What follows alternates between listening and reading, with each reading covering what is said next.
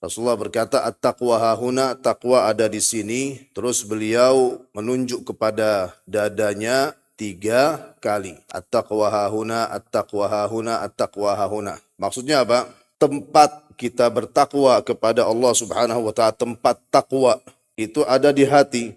Nanti harus ada buktinya bahwa dia itu bertakwa kepada Allah Subhanahu wa taala. Bukti daripada bertakwa atau makna daripada bertakwa, dia itu istiqamah dalam kebaikan. Itu orang yang bertakwa.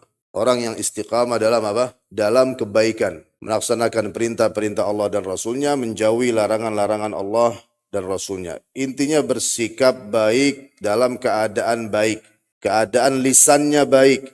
Begitu juga perbuatan-perbuatannya, perilaku-perilakunya itu baik. Paham atau tidak hadirin yang dirahmati Allah?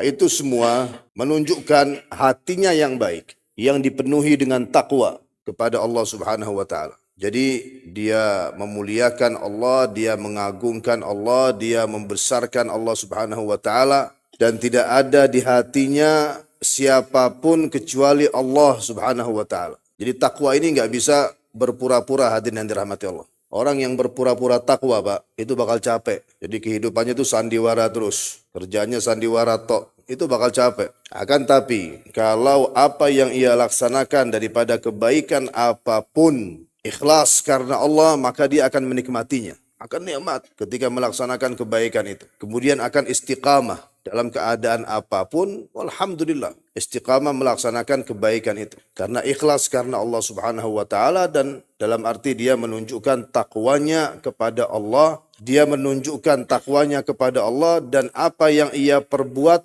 ia tunjukkan hanya kepada Allah Subhanahu wa taala.